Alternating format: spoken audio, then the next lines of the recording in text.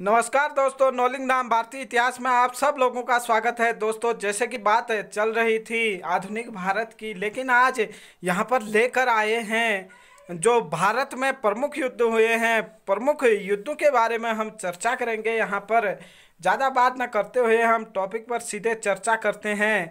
जो भारत में प्रमुख युद्ध हुए थे उसमें से जो एक हाइडे स्पेस का युद्ध है, जो झेलम नदी के किनारे लड़ा गया था, जिसे बिस्तता का युद्ध भी कहा जाता है। बिस्तता झेलम नदी का पुराना नाम है। दोस्तों, यह 326 ईस्वी पूर्व में लड़ा गया था, जिसमें मकदूनिया शासक सिकंदर व पंजाब के राजा पोरस के मध्य युद्ध हुआ था, जिसमें मकदूनिया शासक सिकंदर ने विजय प्राप्त की थी। और अगर सिकंदर के बारे में हम कहें, जो सिकंदर के पिता थे उसका नाम फिलिप था, और सिकंदर का जो घोड़ा था उसे बुके फला कहा जाता है। ये सारे क्वेश्चन आपके परीक्षा की दृष्टि से इम्पोर्टेंट हो सकते हैं कि सिकंदर के घोड़े का क्या नाम था। सिकंदर के घोड़े का नाम बुके फला था या सिकंदर किसका पुत्र था? तो सिकंदर राजा फिलिप का पुत्र था। कहाँ का था? मकदूनिया का शासक था। और हाइडे स्पीच का युद्ध कब हुआ? हाइडे स्पीच का युद्ध 326 ईस्वी पूर्व में हुआ। और झेलम नदी का पुराना नाम क्या है? झेलम नदी का पुराना नाम बिस्तता था, इसलिए इसे बिस्तता का युद्ध भी कहा जाता है। 261 ईस्वी पूर्व में हुआ दोस्तों कलिंग का युद्ध। इसे हर बच्चा जानता है, जिसमें कि सम्राट अशोक ने कलिंग पर आक्रमण किया और भारी रक्तचाप को देखकर अशोक ने यहाँ पर युद्ध नीति के बदले धम्म नीति को अपना लिया। उसके बाद अगर हम बात करें 712 ईस्वी में सिंध की लड़ाई हुई। सिंध की लड़ाई जिसे ब्राह्मणवाद का युद्ध भी कहा जाता है और राजौर का युद्ध भी कहा जाता है। इस युद्ध में राजा दाहिर के साथ मोहम्मद कासिम का युद्ध होता है। और इसमें जो राजा दाहिर होता है उसकी हार होती है और मोहम्मद कासिम के द्वारा अरबों की सत्ता यहाँ पर स्थापित की जाती है और यहीं से जजिया कर का भी प्रारंभ होता है। उसके बाद तराइन के दो महत्वपूर्ण युद्ध हुए थे। तराइन के युद्ध 1191 और 1192 ईस्वी में हुए। जो तराइन का प्रथम युद्ध हुआ वह मोहम्मद गौरी एवं पृथ्वीराज चौहान तृतीय के मध्य हुआ। इसमें पृथ्वीराज चौहान की विजय हुई, जबकि जो तराइन का द्वितीय युद्ध हुआ वह 1192 ईस्वी में हुआ। तराइन के द्वितीय युद्ध में मोहम्मद गौरी की विजय हुई और यह युद्ध भी मोहम्मद गौरी एवं पृथ्वीराज चौहान के मध्य ही हुआ था और इसमें मोहम्मद गौरी की विजय हुई। उसके बाद 1194 ईस्वी में चंदावर का युद्ध मोहम्मद गौरी एवं कन्नौज के शासक जयचंद्र के बीच हुई और इसमें भी गौरी विजय रहा। कहा जाता है कि जो यह कन्नौज के शासक राजा जयचंद थे, इसी ने ही भारत पर आक्रमण करने के लिए आमंत्रित किया था मोहम्मद गौरी को और परिणाम स्वरूप 1102 साल बाद यानी 1192 के बाद 2 साल बाद 1194 में इसी को ही मोहम्मद गौरी ने हरा दिया था। उसके बाद पानीपत के 3 प्रमुख युद्ध होते हैं। जो पानीपत का प्रथम युद्ध था वह 1526 ईस्वी में हुआ। 1526 ईस्वी में ही बाबर ने इब्राहिम लोदी को हराकर भारत में मुगल वंश की स्थापना की, जो आगे चलकर काफ़ी लंबे समय तक दिल्ली सल्तनत जो चल रहा था उस पर राज करता है मुगल वंश के नाम से। और उसके बाद अगर बात करें, बाबर ने अगले ही साल खानवा का युद्ध किया 1527 ईस्वी में। 1527 ईस्वी में खानवा का युद्ध, जिसमें बाबर ने राणा सागा को हराया और इस युद्ध में बाबर ने जिहाद का नारा दिया या जिहाद छेड़ा था। प्रश्न बनता है कि बाबर ने किसके साथ युद्ध में जिहाद का नारा दिया? तो उसने 1527 ईस्वी में बाबर ने जिहाद का नारा राणा सागा के साथ जब खानवा का युद्ध हुआ तब दिया था। उसके बाद 1528 में भी एक चंदेरी का युद्ध होता है दोस्तों। 1194 में चंदावर और 1528 में चंदेरी का युद्ध होता है, जो बाबर के द्वारा ही जीता जाता है। 1529 ईस्वी में घाघरा का युद्ध होता है। घाघरा के युद्ध में बाबर ने मोहम्मद लोदी को हराया और बाबर ने इस प्रकार से भारत में अपना साम्राज्य विस्तार किया। इस प्रकार से भारतीय जो उपमहाद्वीप था यहाँ पर मुगलों का आधिपत्य प्रारंभ होता है। लेकिन कुछ ही समय बाद जब बाबर की मृत्यु हो जाती है, उसका उत्तराधिकारी हुमायूं होता है। हुमायूं के साथ शेरशाह सूरी जो एक अफगान सरदार रहता है, उससे 2 युद्ध होते हैं, जो अंततः हुमायूं को भारत से बाहर निकालने में सफल रहता है। 1539 ईस्वी में होता है चौसा का युद्ध। चौसा का युद्ध 1539 ईस्वी शेरशाह सूरी व हुमायूं के बीच लड़ा गया था, जिसमें शेरशाह सूरी विजयी हुआ था। ठीक इसके 1 साल बाद 1540 ईस्वी में कन्नौज का युद्ध हुआ।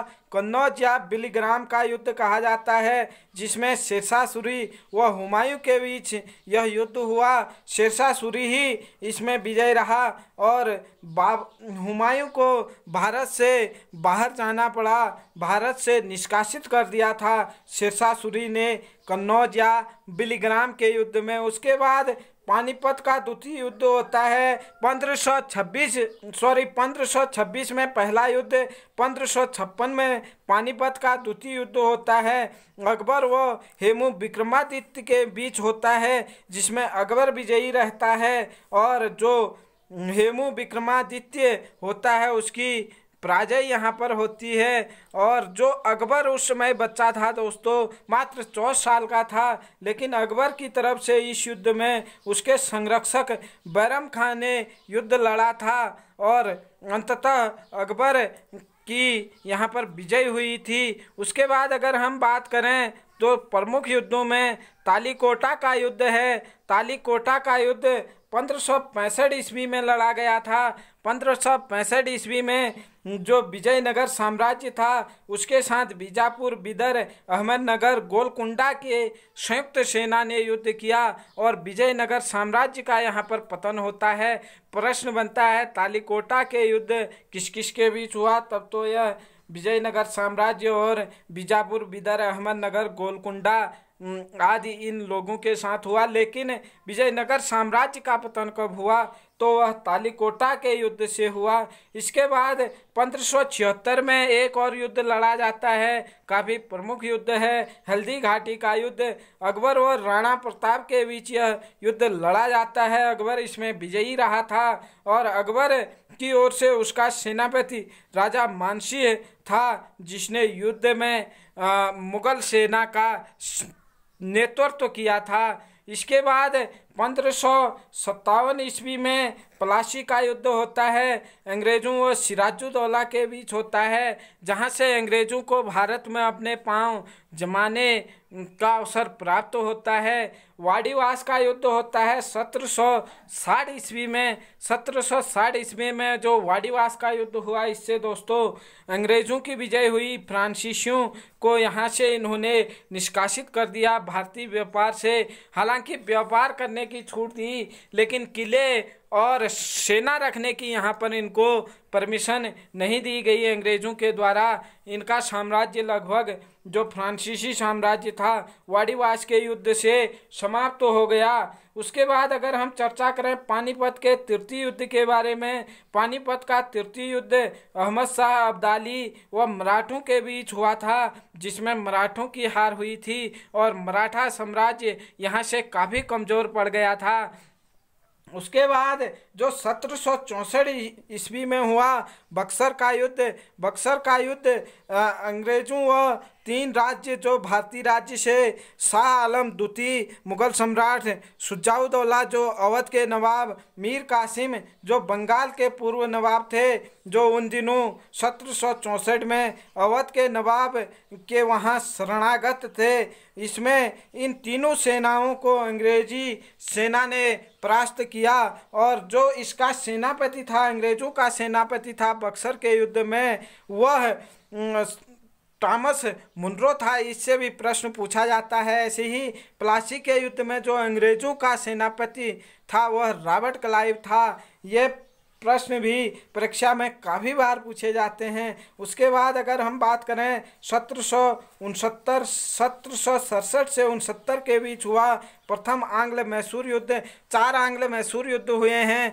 जो काफ़ी इम्पोर्टेंट हैं। हैदर अली व अंग्रेज़ों के बीच हुआ, जिसमें पहले युद्ध में अंग्रेज़ों की हार हुई, जिसका समय काल दोस्तों 1767 से 1769 ईस्वी है। प्रथम आंग्ल मैसूर युद्ध, हैदर अली की इसमें जीत हुई थी, अंग्रेज़ों की हार हुई थी। दूसरा आंग्ल मैसूर युद्ध ठीक इसके लगभग 11 साल बाद 1780 से, और ठीक इसका दुगना चला 1784 ईस्वी तक, जिसमें हैदर अली व अंग्रेज़ों के बीच यह युद्ध हुआ। हैदर अली युद्ध क्षेत्र में मारा गया और युद्ध अनिर्णित रहा, मतलब उसका कोई रिजल्ट नहीं निकला। जो यह हैदर अली था, इसका उत्तराधिकारी इसका पुत्र टीपू सुल्तान बना। टीपू सुल्तान ने अंग्रेज़ों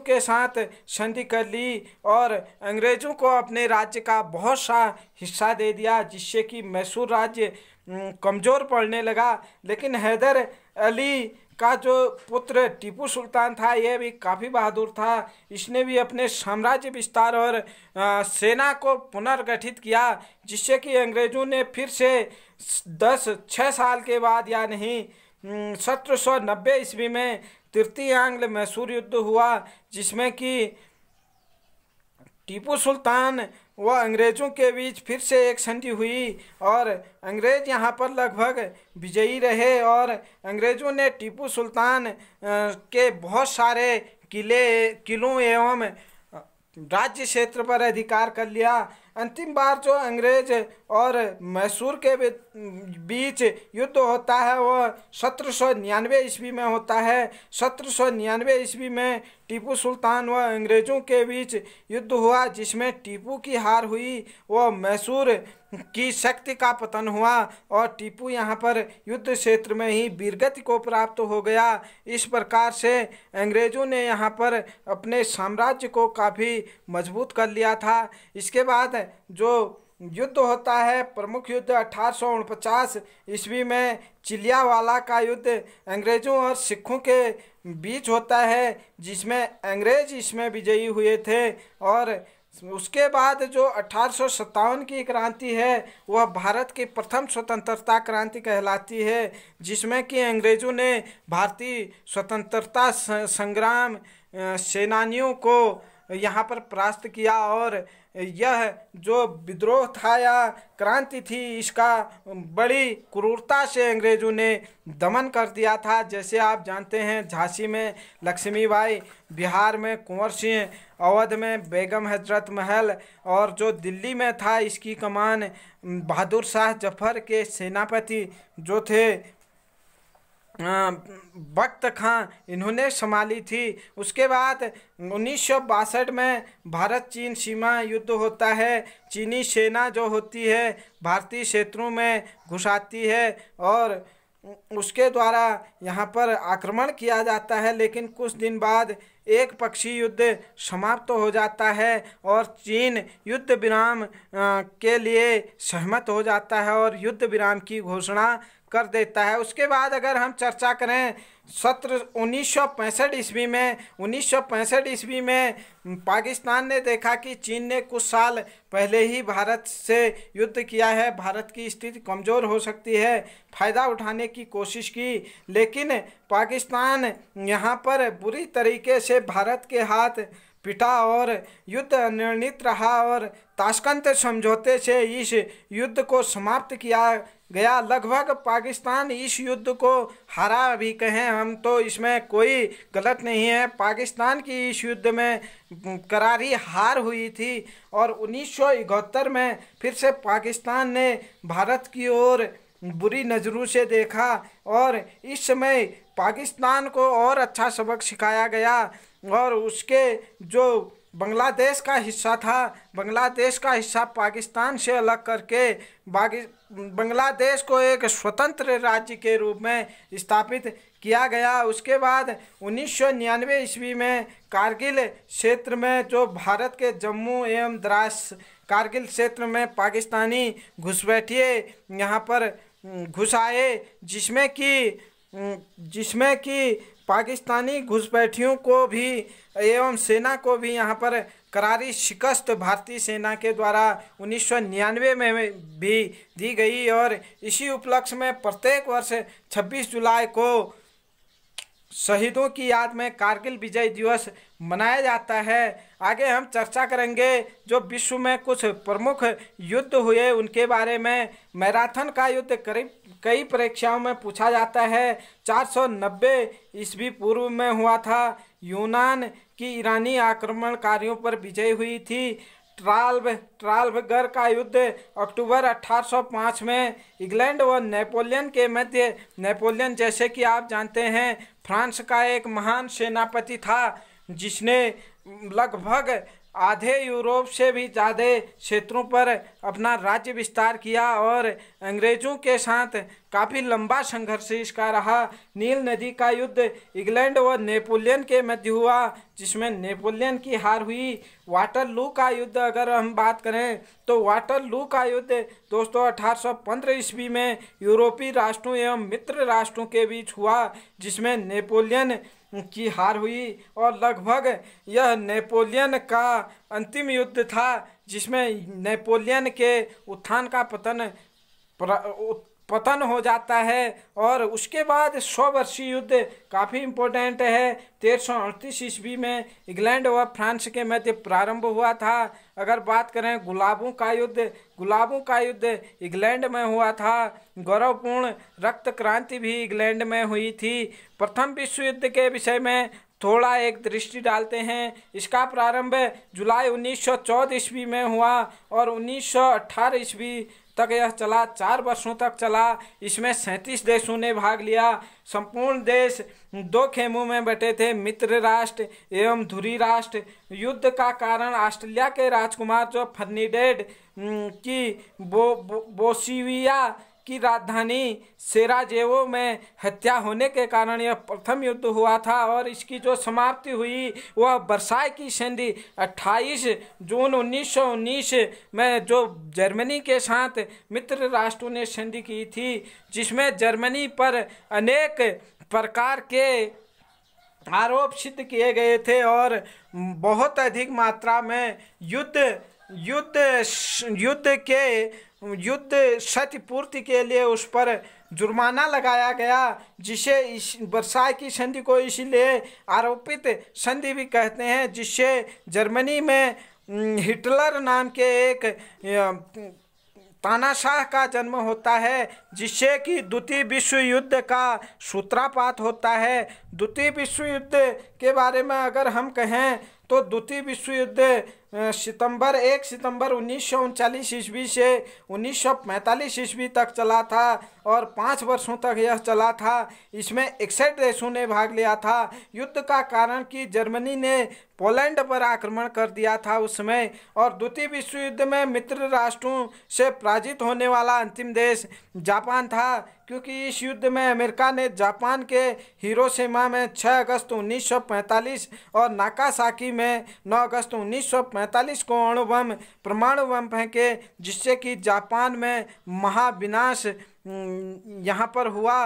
और अगर हम बात करें जो यहाँ पर लिटिल बॉय नामक बम फेंका गया था 6 अगस्त 1945 को हिरोशिमा में फेंका गया था, इसीलिए प्रत्येक वर्ष 6 अगस्त को हिरोशिमा दिवस भी मनाया जाता है। दोस्तों, अगर आपको यह वीडियो अच्छा लगे तो आप लाइक कीजिए, शेयर कीजिए और चैनल पर नए आए हैं तो सब्सक्राइब जरूर कीजिए। जय हिंद, जय भारत।